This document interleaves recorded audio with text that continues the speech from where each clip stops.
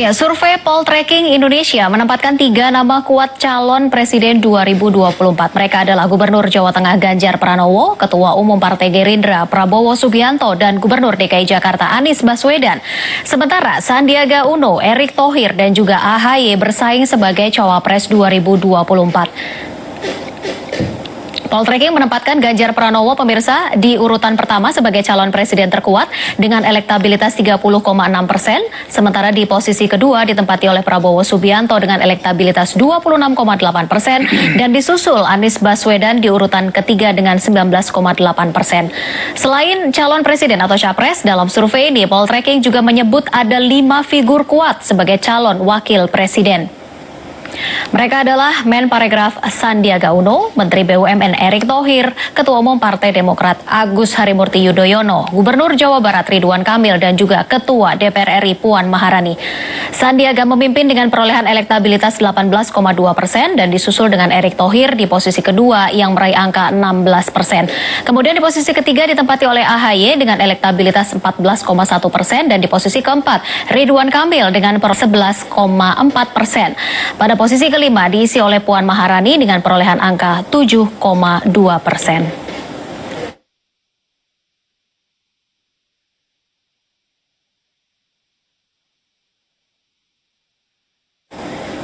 Ya, elektabilitas Sandi Uno, Erick Thohir, dan juga AHY bersaing sebagai cawapres 2024. Belum adanya capres yang memiliki elektabilitas aman membuat pemilihan calon wakil presiden ini pun juga menjadi sangat penting.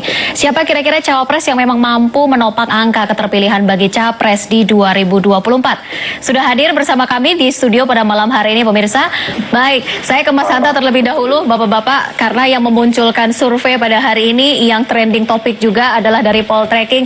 Mas Hanta, ini nama-nama yang disebutkan atau nama-nama yang mencuat adalah memang nama-nama yang sudah ramai diperbincangkan oleh publik. Bagaimana dengan hasil simulasi untuk cawapres dari hasil survei, Anda membacanya seperti apa, Mas Hanta? Ya, pertama untuk capres memang tidak ada perbedaan ya. Hampir sama 1-2 tahun ini hampir berbagai macam lembaga survei itu menunjukkan bahwa 3 capres terkuat, yaitu Ganjar Pranowo, kemudian Prabowo, dan Anies Baswedan. Meskipun sebenarnya selisihnya tidak terlalu jauh, masih tipis, sementara pemilu kita masih 20 bulan, artinya masih mungkin dinamis. Tapi nama-nama lain untuk menyusul agak susah. Nah, yang menarik tadi saya katakan adalah para cawapres. Apakah penting? Menurut saya penting, karena pilpres ini tidak diikuti oleh incumbent lagi. Beda kalau incumbent yang periode kedua, faktor itu tidak terlalu determinan. Nah, karena ini adalah periode pertama, artinya tidak ada incumbent, maka cawapres menjadi variabel yang terpenting untuk menentukan kemenangan. Misalnya dulu Pak JK di periode Pak SBY pertama maupun Pak Jokowi di periode pertama. Nah, siapa-siapa namanya kami rekam muncullah nama cawapres yang potensial, yang paling mungkin dinamis di level di nama-nama cawapres. Kalau capres relatif meskipun masih ada kemungkinan, tapi agak sulit muncul nama-nama di luar 3 nama itu. Sudah cukup stabil, yang lain melemah. Tapi cawapres mungkin dinamis, dan inilah mungkin peta kompetisinya akan mengarah pada perebutan kompetisi posisi cawapres. Makanya tadi di prolog MNC sudah ada satu Sandiaga Uno yang tertinggi, beliau masih punya ceruk karena mantan cawapres. Yang kedua adalah Erick Thohir, kemudian adalah AHY Yudhoyono. Nama ini untuk posisi cawapres mereka melampaui 2 digit di atas 10%. Seperti capres memang lemah ya. Kemudian ada 2 di bawahnya yaitu Ridwan Kamil, kemudian di atas 5% ini sebenarnya, kemudian Puan Maharani, dan satu lagi ada Kofifa 4,9%.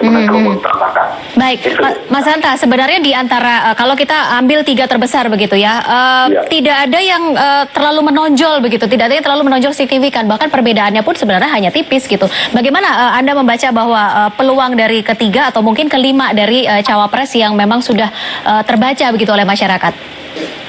Nah, karena waktu masih cukup panjang, mereka masih punya waktu saya kira ya, banyak variabel politik untuk mereka manfaatkan, Mas Sandi, Mas Erick, dan Mas AHY. Ini saya kira ada plus minus semua. Ada yang punya partai politik, kemudian mereka punya panggung strategis. Misalnya Sandi dan Erik adalah dua menteri yang punya panggung strategis. Satu menteri BUMN, yang satu adalah menteri pariwisata. Itu panggung strategis bagi mereka untuk meningkatkan elektabilitasnya.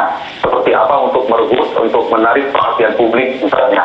Dengan atraksi, kemudian apakah mereka berhasil mendapatkan momentum politik. Begitu juga dengan figur-figur yang lainnya ya. AHY sebagai ketua umum partai dan sebagainya. Nah, ini kan ujungnya mereka harus mendapatkan tempat sekaligus. Jadi putaran dinamika skema koalisi kita satu apakah berputar pada kekuatan elektabilitas figur-figur elektabilitas terbentuknya pola koalisi. Yang kedua berkelindahan seperti apa adalah para pemilik boarding pass tiket partai. Nah, dua ini kalau ternyata yang menentukan adalah pemilik tiket karena kita punya regulasinya konstitusi di dalam undang-undang di syaratnya ada 20% untuk mengusung capres. Nah, ini sangat menentukan partai.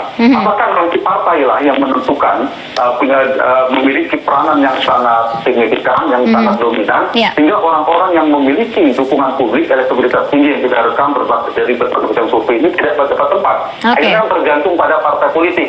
Tetapi poin survei ini paling tidak merekam persepsi publik. Ada nama-nama yang relatif didukung oleh publik. Jaraknya tipis, seperti saya katakan, tapi menurut saya lumayan ya.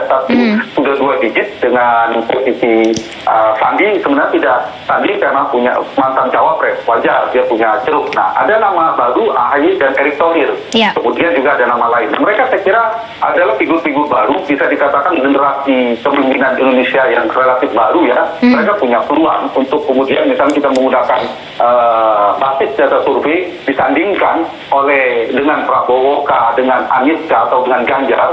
Kalau ini kemudian disambut oleh partai politik, karena yang memasangkan skema politik lagi-lagi kan di partai politik. Jadi cawapres ini poin saya sangat menentukan kemenangan. Karena cawapres ini apakah modal dia sebagai modal elektabilitas, apakah modal logistik yang dimiliki sang cawapres, atau modal boarding pass partai yang dia miliki antara 3 itu untuk dipasangkan dengan capres. Nah, poin saya modal elektabilitas paling diperlukan karena akan menentukan kemenangan dari simulasi kami lakukan ketika dia dipasangkan dengan si A dan si B, itu ada fluktuasi, ada pergerakan, turun naik antara dipasangkan dengan si A dan si B. Saya kembali ke Mas Hanta. Mas Hanta, apa sebenarnya yang dilihat dari publik begitu? Kemunculan dari kelima calon wakil presiden yang masuk ke dalam lingkup survei di Poltreking ini sendiri. Apa sebenarnya yang dilihat dari publik untuk kekuatan dari masing-masing cawapres ini?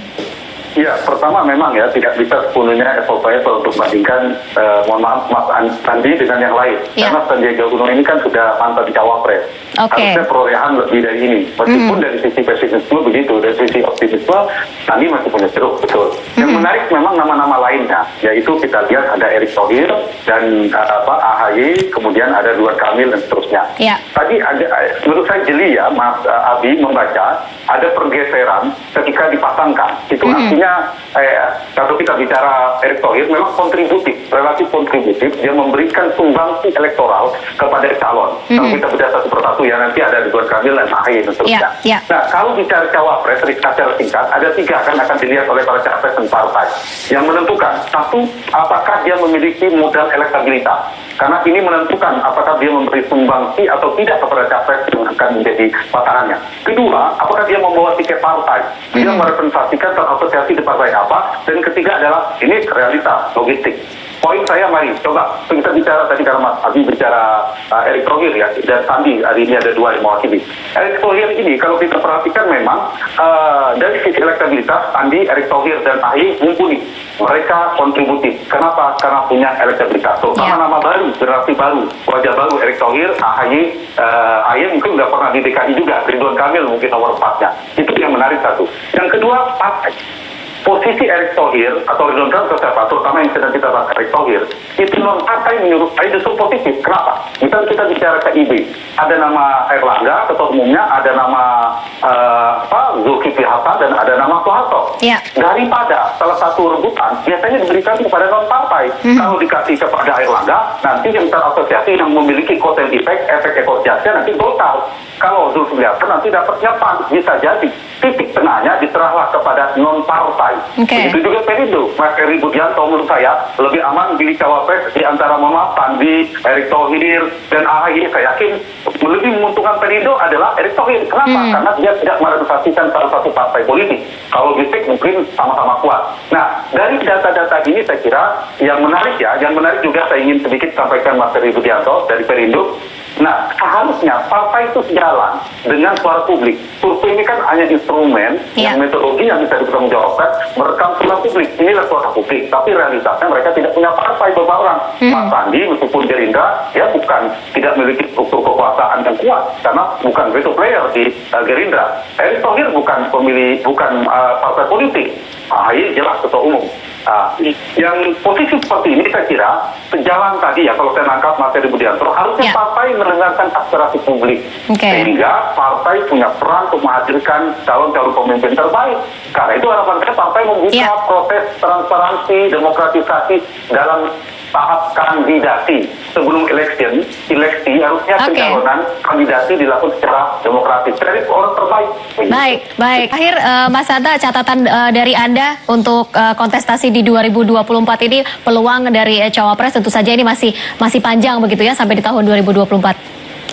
Betul, politik masih dinamis ya, masih banyak peristiwa politik, tapi dibandingkan capres-cawapres, saya melihat dinamika cawapres relatif lebih cair ya.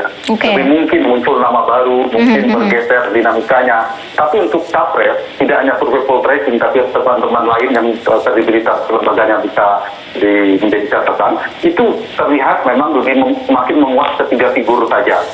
Kemungkinan muncul nama baru, meskipun ada, semakin mengecil. Bukan kita tidak membuka peluang kepada putra-putra terbaik di Republik ini. Tapi kalau dinamika muncul agak sulit. Yang memungkinkan adalah dinamika antar nama 3 orang itu. Mungkin Anies akan naik, atau Prabowo naik, atau Ganjar naik, atau turun sebaliknya. Itu mungkin ada dinamika. Jadi saya kira yang paling penting adalah bagaimana survei ini menjadi masukan bagi publik yang merekam suara publik, tapi juga bagi masukan bagi partai politik. Dan yang paling penting adalah mudah-mudahan menjadi salah satu instrumen untuk pertumbuhan dan demokratisasi dan demokrasi di negara kita. Baik, Mas Hanta Yuda, terima kasih untuk waktu Anda pada malam hari ini. Mas Eri Budianto, terima kasih juga untuk waktu Anda pada malam hari ini, sudah memberikan pandangan yang luar biasa untuk pemirsa semua yang ada di rumah.